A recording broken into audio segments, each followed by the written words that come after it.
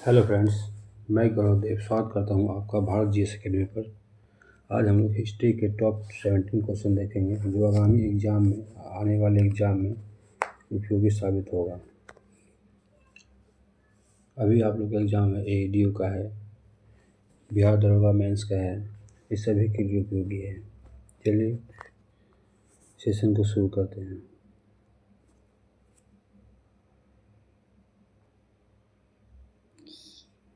चलिए आप लोग जल्दी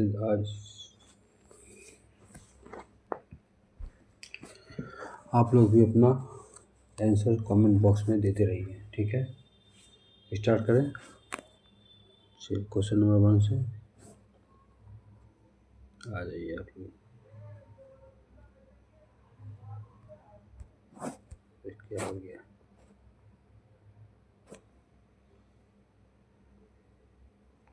आइए क्वेश्चन नंबर कहाँ गया? सॉरी, इधर है।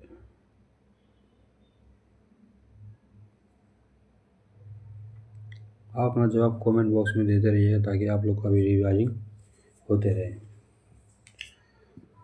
क्वेश्चन नंबर 1 है, अष्टध्यायी के लेखक कौन है? क्वेश्चन नंबर 1 है, अष्टध्यायी के लेखक कौन है?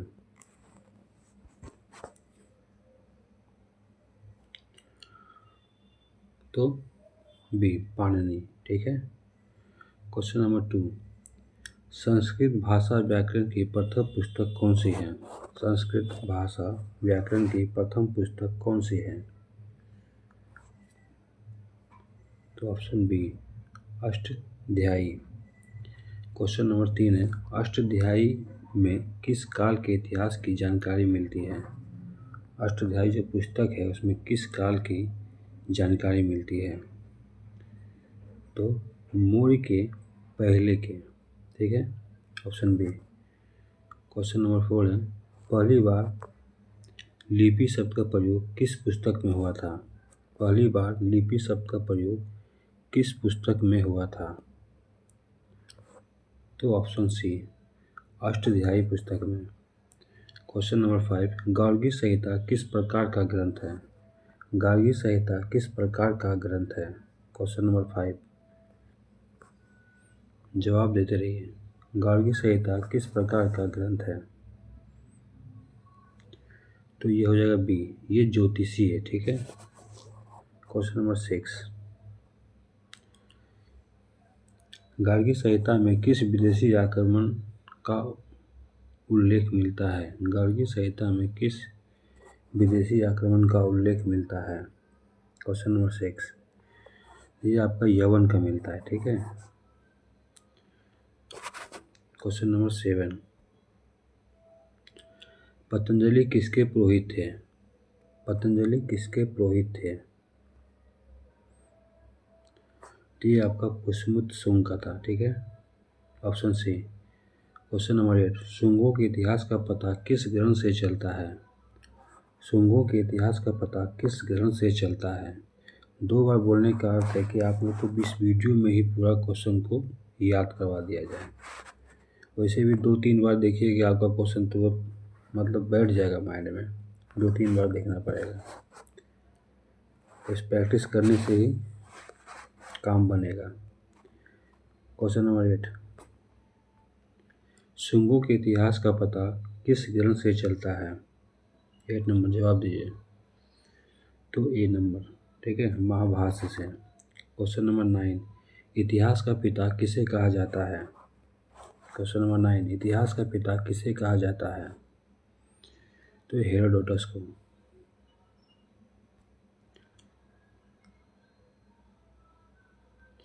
क्वेश्चन नंबर 10 आइए, हेरोडोटस की प्रसिद्ध पुस्तक का क्या नाम है? हेरोडोटस के प्रसिद्ध पुस्तक का क्या नाम है? तो हिस्टोरिका। क्वेश्चन ऐसे ही पूछ देगा हिस्टोरिका किसने लिखा, तो हेरोडोटस ने, ठीक है, दोनों तरफ से याद करना पड़ेगा। क्वेश्चन नंबर 11 आइए,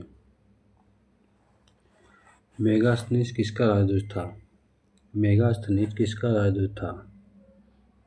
तो ये सेल्यूकस निकेटस का राजदूत था, ठीक है। क्वेश्चन नंबर 12, मेगास्थनीज किसके दरबार में आया था? मेगास्थनीज किसके दरबार में आया था?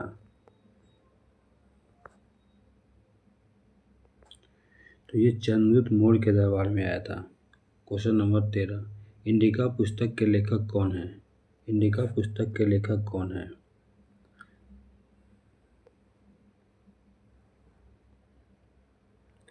तो मेगास्थनीज, ठीक है। इंडिका पुस्तक के लेखक कौन है? मेगास्थनीज। क्वेश्चन नंबर 14, ये डायमेकस किस सीरिया नरेश का राजदूत था? क्वेश्चन नंबर 14,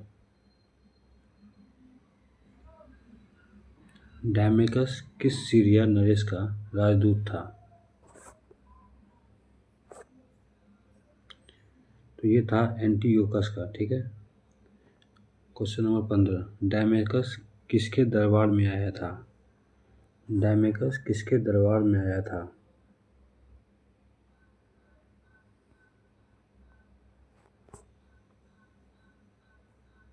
तो question number B, Bindusara. Question number 16, Dionysius किस देश का राजा का राजदूत था? डायोनुसियस जो था किस देश के राजा का राजदूत था?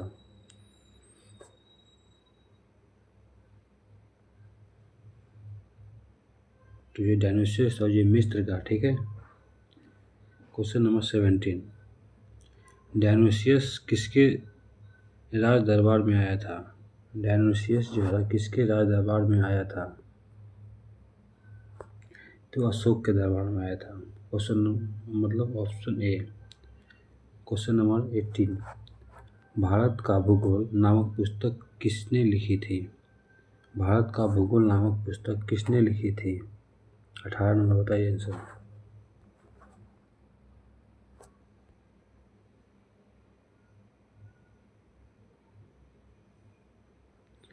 भारत का भूगोल नामक पुस्तक किसने लिखी थी? 18 नंबर। तो ये टोलमी लिखा था, ठीक है, बी। 19 आजी, नेचुरल हिस्ट्री पुस्तक प्रथम शताब्दी में किसने लिखी? नेचुरल हिस्ट्री पुस्तक प्रथम शताब्दी में किसने लिखी? तो प्लिनी ने लिखा था, ठीक है, option B. Question number 20, Periplus of the Arabian Sea के लेखक के बारे में क्या जानकारी मतलब मिलता है हमको?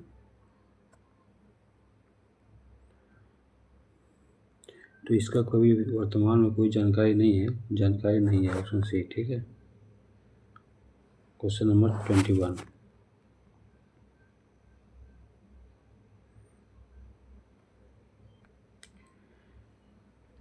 Periplus of the Asian Sea का लेखक भारत कब आया था?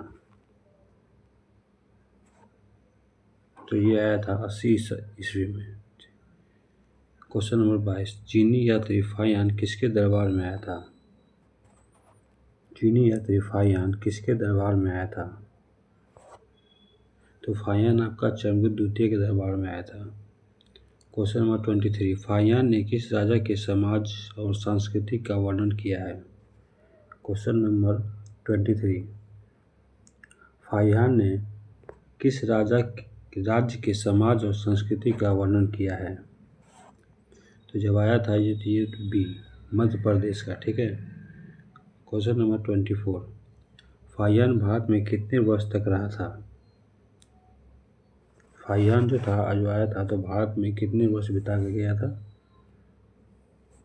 तो टोटली 14 वर्ष रहा था, ठीक है। चीनी यात्री संयुगन भारत कब आया था? चीनी यात्री संयुगन भारत कब आया था? 25। तो ये आया था 518 ईस्वी में, ठीक है। आइए 26,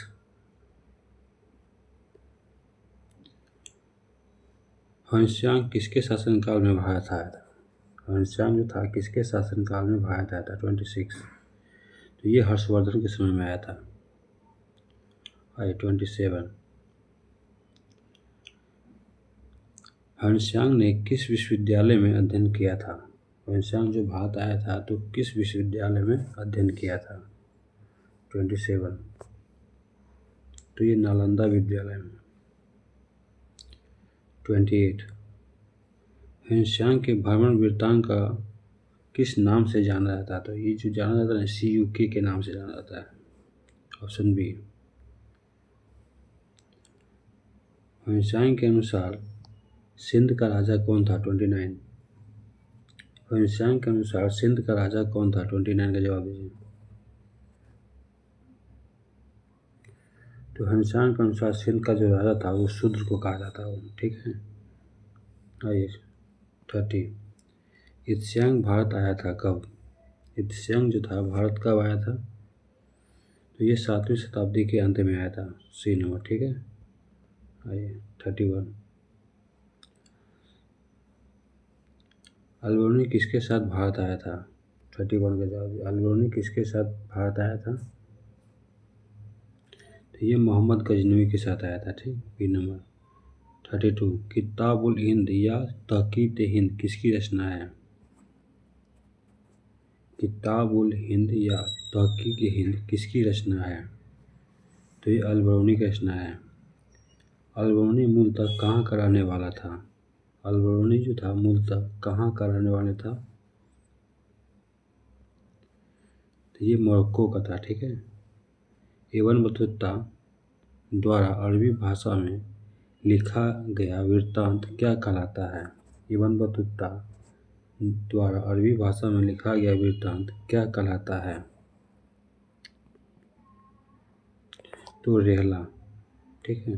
क्वेश्चन ये पूछ देगा कि रेहला पुस्तक किसने लिखा, मतलब कुछ भी उल्टा पुल्टा करके पूछ देता है, इसलिए आपको हर एक तरफ से तैयार रहना पड़ेगा, ठीक है ना।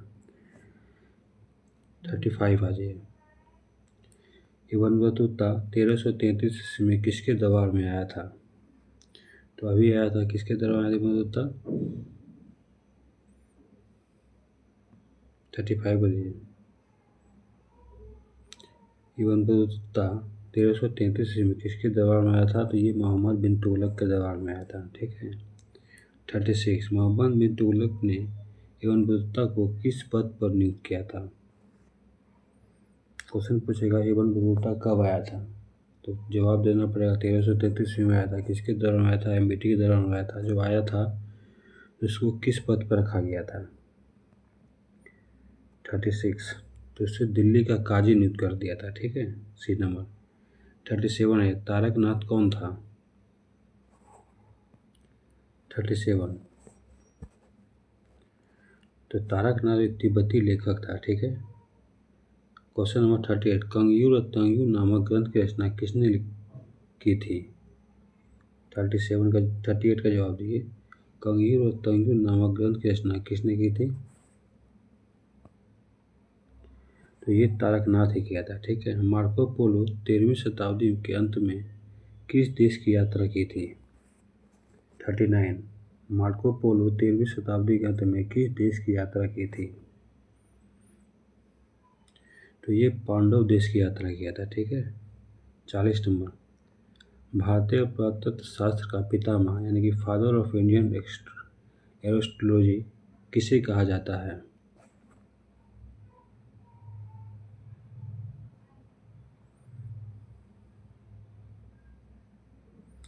तो ये सर अलेक्जेंडर कनिंघम को कहा जाता है, बी नंबर, ठीक है। ये बी नंबर। आइए 41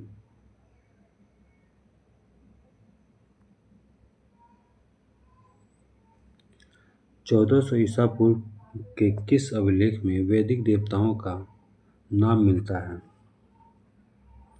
41 आइए 1400 ईसा पूर्व के किस अभिलेख में वैदिक देवताओं का नाम मिलता है? तो ये बोगाज कोई में मिलता है, ठीक है, बी नंबर हो जाएगा आंसर। 42 बोगाज कोई अभिलेख में किन देवताओं का उल्लेख है? आगे ना, तो इसमें आपका 4 है। इंद्र, ऑप्शन ए इंद्र, वरुण, मित्र और नाथ, ठीक है। 43 आइए मध्य भारत में भागवत धर्म किसने विकसित होने का प्रमाण किया था? मध्य भारत में भागवत धर्म विकसित होने का प्रमाण किस राजदूत से मिलता है? 43 तो ऑप्शन बी हो जाएगा, ठीक है। तो होलियो योडोरस। 44 होलियोडोरस का व्यासनगर गरुड़ स्तंभ लेख कहाँ स्थित है? देख रहे हैं स्पेलिंग। होलियोडोरस का व्यासनगर गरुड़ स्तंभ के लेख कहाँ स्थित है? तो ये आपका विदिशा में पड़ता है। दोस्तों बहुत मेहनत लगता है वीडियो बनाने में, तो आप लोग सेशन अगर अच्छा लगे तो लाइक एंड सब्सक्राइब जरूर करें और बेल के घंटी को जो है ना दबाना ना भूलें, ताकि कोई भी वीडियो का डाला जाए तो आपको नोटिफिकेशन उसका सबसे पहले मिले। ठीक है, तो 45 आइए। सर्वप्रथम भारतवर्ष का जिक्र किस अभिलेख में है? सर्वप्रथम जो है भारतवर्ष का जिक्र किस अभिलेख में मिलता है?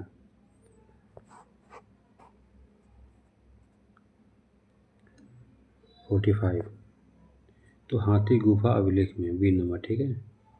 46 है सर्वप्रथम दुर्भिक्ष यानी अकाल की जानकारी देने वाला अभिलेख कौन सा है? सर्वप्रथम दुर्भिक्ष यानी कि अकाल की जानकारी देने वाला अभिलेख कौन सा है? 46 का, तो ये आपका ए हो जाएगा, सोगोरा अभिलेख। ठीक है ना। 47 भारत पर होने वाला हुन आक्रमण की जानकारी किस लेख से मिलती है? भारत में जो हुन आक्रमण हुआ था उसकी जानकारी किस लेख से मिलती है? 47 तो आपको भीतरी अभिलेख से। 48 सती प्रथा का पहला लिखित साक्ष्य किस अभिलेख से मिलता है? सती प्रथा का पहला लिखित साक्ष्य किस अभिलेख से मिलता है? 48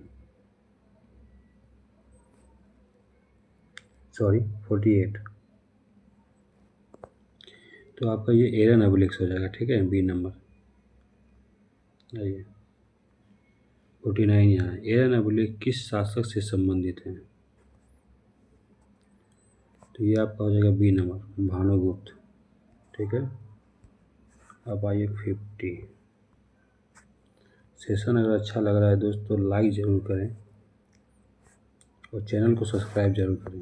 ठीक है। आइए सातवाहन राजाओं का पूरा इतिहास किसके आधार पर लिखा गया है? सातवाहन राजाओं का पूरा इतिहास किसके आधार पर लिखा गया है? तो ये हो जाएगा बी नंबर अभिलेख। ठीक है। Next question number 51।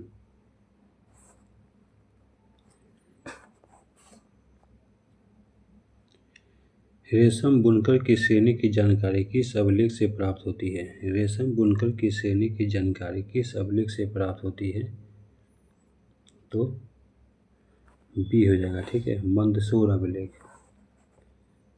52 Kashmiri नवपाषिक पुरास्थल Burzahom Kashmiri नवपाषाण पुरास्थल बुर्जहोम से किसके साक्ष्य मिले हैं?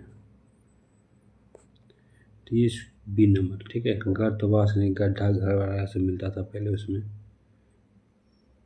53 बुर्जहोम में मनुष्यों के साथ किसे दफनाने की प्रथा प्रचलित थी? 53 तो उस समय जो था ना मनुष्य के साथ साथ पालतू कुत्ते को भी दफना दिया जाता था। ठीक ना, बी नंबर। 54 पुरास्थल किसे कहते हैं? पहले जो मिलता था पुरास्थल वगैरह सब उसे किसे कहते हैं? ये 54 तो ऑप्शन बी हो जाएगा, जहाँ औजार बर्तन और इमारत का अवशेष मिलता हो उसे ये पुरास्थल कहते हैं। ठीक है, पुरास्थल किसे कहते हैं? जहाँ औजार बर्तन या इमारत के अवशेष यानी कुछ कण रह जाता है उसे एक पुरास्थल कहा जाता है। 55 ह्वेनसांग के अध्ययन के समय नालंदा विश्वविद्यालय का कुलपति कौन था? ह्वेनसांग के अध्ययन के समय नालंदा विश्वविद्यालय का कुलपति कौन था? कितना था? क्वेश्चन नंबर 55 किधर चलिए यार, इधर। ह्वेनसांग के अध्ययन के समय नालंदा विश्वविद्यालय के कुलपति कौन था? तो ये शीलभद्र थे। ठीक है। 56 है आचार्य शीलभद्र किस दर्शन के लिए प्रसिद्ध है? आचार्य था शिलभद्र किस दर्शन के लिए प्रसिद्ध थे? 56। तो ये बौद्ध दर्शन के लिए, ठीक है। 57 आइए। क्वेश्चन ज़्यादा रहता है मित्र, इसलिए थोड़ा बहुत गड़बड़ गड़बड़ हो जाता है। 57 आइए। ह्वेनसांग ने बुद्ध की प्रतिमा के साथ और किनकी प्रतिमाओं का पूजन किया था? ह्वेनसांग ने बुद्ध की प्रतिमा के साथ और किनकी प्रतिमाओं का पूजन किया था? तो बी नंबर, सूर्य और शिव का। क्वेश्चन नंबर 58, ह्वेनसांग कितने वर्ष तक भारत में रहा था? ह्वेनसांग जो आया था वो भारत में कितने वर्ष तक रहा था? तो ये आया था तो 15 साल रहा था, ठीक है। 59 आइए। ह्वेनसांग भारत से चीन कब लौटा था? जब आया था तो वो गया कब था? तो 645 ईस्वी में चला गया था वापस, ठीक है। 60 आइए। कात्यायन की गार्गी संहिता किस विषय पर आधारित है? कात्यायन की गार्गी संहिता किस विषय पर आधारित है? ये ज्योतिषी पे आधारित था, ठीक है।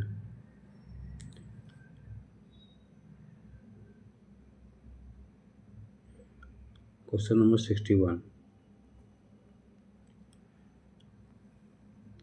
भारत का भूगोल नामक पुस्तक किस शताब्दी में लिखी गई थी? भारत का भूगोल नामक पुस्तक किस शताब्दी में लिखी गई थी? तो ये जो भारत का भूगोल था ना, ये दूसरी शताब्दी में लिखा गया था, ठीक ना। प्लिनी के नेचुरल हिस्ट्री में किन विषयों का विवरण मिलता है? तो नेचुरल हिस्ट्री कौन लिखा था? प्लिनी लिखा था। उस जो लिखा था उसमें किस विषय का वर्णन मिलता है? क्वेश्चन ये कह रहा है, ठीक है। देखिए क्वेश्चन कैसे घुमा रहा है सबको। 62, इसमें भारतीय पशुओं, ठीक है, और पौधों और खनिजों का वर्णन मिलता है, ठीक है। 63 आइए। पेरिप्लस ऑफ द अरेबियन सी का लेखक कहाँ की यात्रा पर आया था? 63, तो जो ये आया था तो हिंद महासागर की यात्रा पर आया था, ठीक है। 64, चीनी यात्री संयुगन ने भारत में कितने वर्ष तक रहा था? चीनी यात्री संयुगन जो था भारत में कितने वर्ष तक रहा था? 64, तो ये 3 वर्ष रहा था, ठीक है। 65,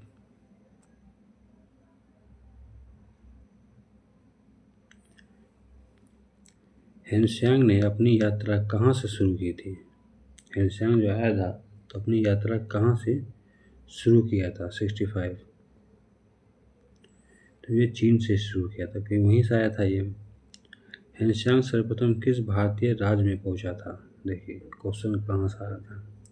ह्वेनसांग सर्वप्रथम किस भारतीय राज्य, जब चीन से चला तो भारत के सबसे पहले किस राज्य में पहुंचा था? तो ये कपिसा पहुंचा था, ठीक है। 67 आइए। ह्वेनसांग के यात्रा वृत्तांत में कितने देशों का वर्णन मिलता है? ह्वेनसांग जो आया था तो जो यात्रा करने के लिए तो उसकी पुस्तक में तो कितने देशों का वर्णन मिलता है वृत्तांत में? 67, तो 138 देशों का वर्णन मिलता है, ठीक है। 68,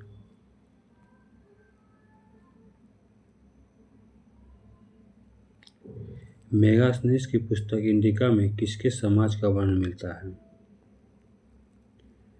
तो ये मौर्य युगीन समाज का, ठीक है। 69, इब्न बतूता किस महाद्वीप से आया था? ठीक है, महाद्वीप पूरे देश में है। इब्न बतूता आया कहाँ था? मोरक्को से आया था, लेकिन मोरक्को पड़ता कहाँ है? पूछ, इब्न बतूता किस महाद्वीप से आया था? अच्छा सॉरी, हाँ पहले पूछा था मोरक्को, तो मोरक्को क्वेश्चन को घुमा कैसे रहा है ये लोग। इब्न बतूता किस महाद्वीप से आया था? तो ये अफ्रीका महाद्वीप से आया था, ठीक है। मोरक्को ना दे के अफ्रीका दे सकता है, इसीलिए क्वेश्चन को तोड़ तोड़ के बनाया जाता है इसमें, ताकि आप लोग एग्ज़ाम पेपर जब देने जाए तो कोई भी क्वेश्चन आपसे छूट ना पाए। इसलिए दोस्त मेहनत लगता है, इसलिए आप लोग थोड़ा सा ये सपोर्ट कीजिए, और क्या। 17 लास्ट क्वेश्चन है। भीतरी स्तंभ लेख का संबंध किस गुप्त शासक से है? तो यह है स्तनगुप्त से। आई होप ये सेशन आपको अच्छा लगा होगा। चलिए मिलते हैं नेक्स्ट वीडियो में। जय हिंद, जय भारत।